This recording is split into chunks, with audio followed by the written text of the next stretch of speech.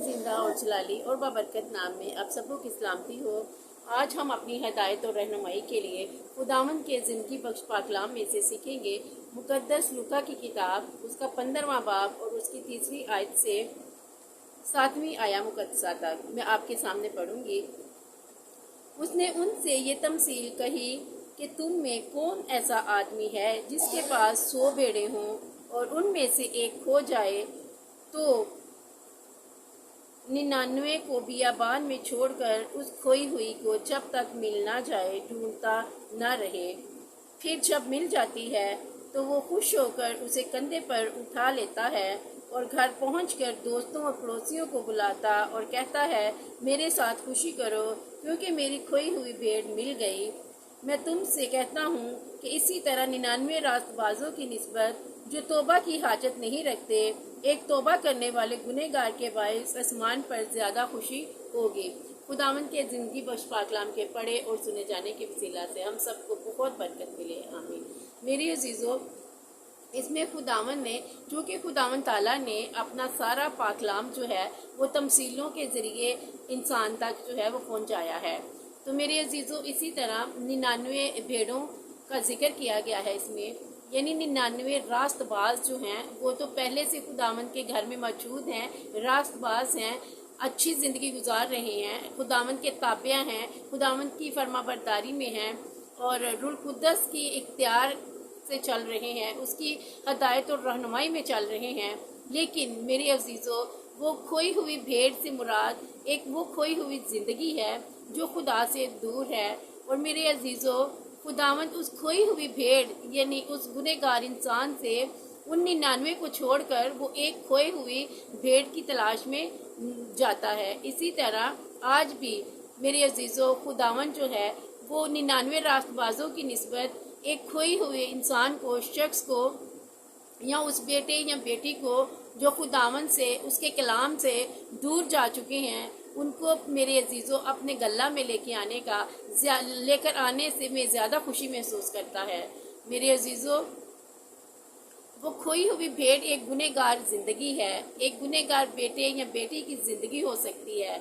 मेरे अजीज़ों, मुशर्रफ बेटे की कहानी से आप लोग सब वाकिफ़ हैं कि किस तरह उसने अपने बाप का लिहाज ना रखा और अपने बाप को पूरे गांव में जिसमें वो रहता था जलील और रुस्वा करके अपने बाप से अपनी दौलत का, अपनी जायदाद का हिस्सा लेकर वो दूर दराज इलाके में चला जाता है और अपने दोस्तों के साथ ऐशो इशरत करता है। हर रोज़ रंगरेलियाँ, पार्टियाँ, जश्न मनाता है। लेकिन मेरे अजीज़ों, उसके दोस्त भी उस वक़्त तक उसका साथ देते हैं जब तक उसके पास रुपया, पैसा और मालो दौलत होती है। और जैसे ही उसके पास ये मालो दौलत ख़त्म होती है और वो खुद भूख और मोहताज होने लगता है मेरे अजीज़ों, और उसे कोई खाने पीने के लिए कुछ नहीं देता, वो अपने अजीज़ों के, अपने दोस्तों के यहाँ जाता है, लेकिन वो भी उसे देख के मुंह मोड़ देते हैं। फिर वो एक आदमी के यहाँ मुलाजमत पे लग जाता है जिसको सूअर चराने के लिए वो उसको अब मुलाजमत इख्तियार करवाता है। तो मेरे अजीज़ों, उसे आरजू होती है कि जो सूअर यानी फलियाँ सूअर खाते थे उन्हीं से वो अपना पेट भरता था और कोई उसे खाने पीने के लिए कुछ ना देता था। एक दिन मेरे अजीज़ों, उसे बैठे ख्याल आया कि मेरे बाप के यहाँ तो मजदूरों को यानी नौकरों को भी पेट भर के इफरात से रोटी मिलती है और मैं यहाँ भूखा मर रहा हूँ। वो मेरे अजीज़ों सोचता है, पछताता है और अपने जहन में ख्याल बनाता है कि मैं उठकर अपने बाप के पास जाऊँगा और अपने बाप से माफ़ी मांगूंगा। मेरे अजीज़ों, इसमें सबसे मेन पॉइंट है माफ़ी मांगने का, एक गुनहगार ज़िंदगी की तौबा करने का। वो माफ़ी का इरादा रख लेता है। वो कहता है कि मैं अपने बाप के पास जाऊंगा और उससे माफ़ी मांगूंगा। मैं उससे बोलूँगा कि अरे बाप, मैं तेरा और आसमान में खुदा की नज़र में गुनहगार हूँ, अब इस लायक भी नहीं रहा कि फिर से तेरा बेटा कहलाऊँ, तो मुझे अपने नौकरों जैसा रख ले। वो दिल में ये सोच रहा होता है कि मैं जाकर अपने बाप से इस तरह से कहूँगा। तो मेरे अजीज़ों, जैसे वो अपने गांव में दाखिल होता है तो उसका बाप पहले से ही उसके इंतज़ार में होता है। वो उस रास्ते में खड़ा होता है जिसमें से उसने गुजरना होता है। اور اس کا باپ اپنی باہیں پھیلائے ہوئے اس کے استقبال کے لیے کھڑا ہوتا ہے۔ اور میرے عزیزو، جیسے ہی دیکھتا ہے کہ اس کا بیٹا، کھویا ہوا بیٹا، نافرمان بیٹا جو گناہ میں پڑ گیا تھا، جو باپ کی عزت کو رسوا کر کے، نیلام کر کے چلا گیا تھا، وہ جب واپس اپنے گھر آتا ہے تو میرے عزیزو اس کے باپ کو اس پر ترس آتا ہے، اور وہ دور سے ہی اپنے بیٹے کو بھاگ کر گلے سے لگاتا ہے، اسے اپنی باہوں میں بھرتا ہے اور اسے اپنے گھر لے کر آتا ہے۔ اس سے نفرت نہیں کرتا میرے عزیزو، چونکہ وہ سوروں کے بیچ میں رہ رہا ہوتا ہے اور جو پھلیاں سور کھاتے تھے وہی کھا کر اپنا پیٹ بھرتا تھا۔ لیکن اس میں ایک ترس مند باپ کے بارے میں بھی ہمیں ذکر ملتا ہے۔ وہ ترس مند باپ جو اپنے بیٹے کے انتظار میں اس کو لینے کے لیے خود آگے بڑھتا ہے۔ اے میرے عزیزو، اسی طرح ہمارا خدا بھی ایک گنہگار زندگی کے لیے اتنا ہی پریشان ہوتا ہے، اتنا ہی زیادہ خوشی مناتا ہے جتنی اس مصرف بیٹے کے باپ نے منائی۔ میرے عزیزو، جب مصرف بیٹا گھر آ جاتا ہے تو اس کا باپ جو ہے ایک جشن کا ارینج کرتا ہے۔ وہ کہتا ہے اپنے نوکروں سے کہ ایک پلا ہوا بچڑا ذبح کرواؤ تاکہ میرا یہ بیٹا جو مر گیا تھا اب زندہ ہوا ہے، کھو گیا تھا اب ملا ہے، اس کے لیے جشن منایا جائے۔ اور میری عزیزو، وہ ایک موٹا تازہ جانور ذبح کرواتا ہے، گھر میں ضیافت کا انتظام کیا جاتا ہے، اپنے بیٹے کو کپڑے اپنے نوکروں سے کہتا ہے کہ اچھے سے اچھی پوشاک اس کو پہناؤ، اس کے ہاتھ میں انگوٹھی پہناؤ۔ اور میرے عزیزو، انگوٹھی پہنانا جو ہے یہ شاہی فرقے کو ظاہر کرتا ہے، بادشاہت کی نشانی کو ظاہر کرتا ہے کہ میرے عزیزو، جس طرح خداوند ایک کھوئے ہوئے بیٹے بیٹی کو پیار کرتا ہے، گلے سے لگاتا ہے، اور جب وہ سچی توبہ کر کے اپنے گناہوں سے معافی مانگتا ہے یا مانگتی ہے تو میرا آسمانی باپ ہمارا خدا اس کو معاف کر دیتا ہے اور اس کو گلے سے لگاتا ہے، اس کے لیے باہیں پھیلاتا ہے، اور آسمان پر لاکھوں فرشتگان کے ساتھ، کروڑوں فرشتگان کے ساتھ اس کھوئی ہوئی بھیڑ کے لیے واپسی کا جشن منایا جاتا ہے۔ میرے عزیزو، یہ کھوئی ہوئی بھیڑ ایک کھوئی ہوئی زندگی ہے۔ میرے عزیزو، آج بھی خداوند جو ہیں وہ اس کھوئی ہوئی بھیڑ کی زیادہ فکر کرتے ہیں، اس کھوئے ہوئے بیٹے اور بیٹی کی جو اپنے آسمانی باپ، اپنے خدا کی نافرمانی میں ہیں، جو خدا کی باتوں کی حکم عدولی کر رہے ہیں، اس کی باتوں کو نظر انداز کرتے ہیں، اس کی باتوں پر، اس کے حکموں پر عمل نہیں کرتے، وہ آج بھی مصرف بیٹے کی طرح کھوئے ہوئے ہیں۔ ان کو رائے راست پر آنے کی، توبہ کرنے کی توفیق خدا دے۔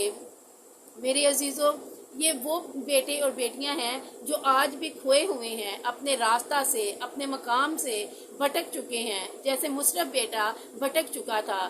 لیکن میرے عزیزو، جب اسے ہوش آتا ہے تو وہ کہتا ہے کہ میں اپنے باپ کے گھر جاؤں گا۔ اسی طرح آج بھی بہت سارے بیٹے بیٹیاں ہیں جو خداوند سے دور ہیں، جو اپنے باپ کی عزت کو رسوا کیے ہوئے ہیں۔ میرے عزیزو، آج ان سب کو بھی توبہ کرنے کی ضرورت ہے، ان کو معافی مانگنے کی باپ سے ضرورت ہے۔ آپ اپنے باپ سے معافی مانگیں، وہ آپ کے لیے باہیں پھیلائے ہوئے، باہیں کھولے ہوئے کھڑا ہے، وہ آپ کو اپنے باہوں میں بھر لے گا اور آپ کی تمام غلطیوں کو، خطاؤں کو، گناہوں کو مصرف بیٹے کی طرح، جیسے مصرف بیٹے کے باپ نے اس کے گناہوں کو، اس کی خود سری کو معاف کیا اور اسے گلے سے لگایا اور اس کو بھلا چنگا جانا اور اس کے لیے جشن کا ارینج کیا، اس کے لیے ضیافت رکھی گئی، اسی طرح ہمارا آسمانی باپ یعنی ہمارا خداوند بھی جو ایک کھوئی ہوئی بھیڑ ہے اس کی زیادہ فکر کرتا ہے 99 راست بازوں کی نسبت۔ تو میرے عزیزو، آپ سب جو بھی ابھی تک خداوند سے دور ہیں، آپ خداوند کے گھر آئیں، خداوند کے پاس آئیں۔ خداوند آج بھی اپنی باہیں آپ کے لیے پھیلائے ہوئے ہے، آپ کے لیے اپنی باہیں کھولے ہوئے ہے کہ کب میرا گنہگار کھویا ہوا بیٹا، نافرمان بیٹا یا بیٹی میری طرف آئے اور میں اسے گلے سے لگاؤں۔ میرے عزیزو، ابن آدم کھوئے ہموں کو ڈھونڈنے اور نجات دینے آیا ہے، اس لیے کہ خداوند کسی گناہ گار کی ہلاکت نہیں چاہتے، بلکہ یہی چاہتے ہیں کہ سب کی توبہ تک نوبت پہنچے۔ اسی لیے وہ آج بھی ایک ایک روح کی فکر کر رہے ہیں۔ میرے عزیزو، جیسے مصرف بیٹے کی اس کے باپ نے فکر کی، اسی طرح ہمارا آسمانی باپ بھی ہر اس مصرف بیٹے کی اور بیٹی کی جو اس کی حکم عدولی کر رہے ہیں، جو بار بار اس کے آئین توڑ رہے ہیں، جو اس کا کلام پڑھتے تو ہیں لیکن اس پر عمل نہیں کر رہے۔ آج بھی خداوند ان کو دعوت دیتا ہے کہ آئے میرے بیٹے، آئے میری بیٹی، میرے پاس آؤ، زندگی کا آرام میرے پاس ہے۔ بے شک راہ، حق اور زندگی میرا آسمانی خداوند ہی ہے، میرا آسمانی بادشاہ ہے جو کہتا ہے راہ، حق اور زندگی میں ہوں۔ میرے عزیزو، آج بھی توبہ کا موقع ہے، ابھی بھی وقت ہے، اپنے گناہوں سے معافی مانگے۔ بے شک خداوند معاف کرنے والا ہے اور وہ آپ کو اپنے گلے سے لگانے کے لیے تیار ہے۔ وہ اپنی باہیں پھیلائے ہوئے کھڑا ہے کہ کب کوئی گنہگار بیٹی یا بیٹا میری طرف آئے اور میں اس کے گناہوں کو معاف کروں۔ جیسے مصرف بیٹے کے باپ نے مصرف بیٹے کو معاف کیا، آج اسی طرح ہمارا آسمانی باپ بھی ہمیں معاف کرنے اور گلے سے لگانے کے لیے تیار ہے۔ آپ بس اپنے گناہوں کا اس کے آگے اقرار کریں اور اس کو ہمیشہ ہمیشہ کے لیے ترک کریں۔ میرے عزیزو، اپنے گناہوں پر پچھتائیں اور اس کو اپنے رب کے آگے رکھ دیں۔ میرا رب آپ کو معاف کرے گا اور آپ کی زندگی بھی مصرف بیٹے کی طرح جیسے اس کا استقبال کیا گیا شاہانہ، آپ کے لیے بھی خدا کے حضور شاہانہ استقبال ہوگا۔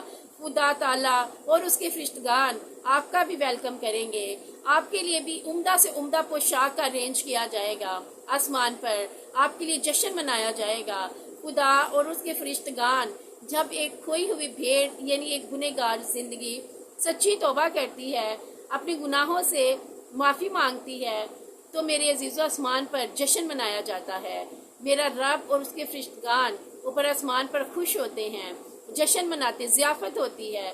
اور میرے عزیزو، اگر آج بھی آپ لوگوں میں سے کسی نے توبہ نہیں کی، خدا سے ابھی بھی دور ہیں، تو توبہ کرنے کا موقع ہے۔ آپ توبہ کیجئے، اپنے خدا کو اپنا نجات دہندہ، اپنا بادشاہ، اپنا منجی مانے اور اپنے گناہوں سے معافی مانگے، سچی معافی مانگے اور اس پر قائم رہیں۔ خداوند آج کے کلام کے وسیلہ سے آپ سب کو بہت زیادہ برکت دے اور آپ کی زندگیوں کو باعث برکت اور جلالی بنائے۔ خداوند کے زندگی بخش پاک کلام کے پڑھے اور سنے جانے کے وسیلہ سے ہم سب کو بہت زیادہ برکت ملے۔ آمین۔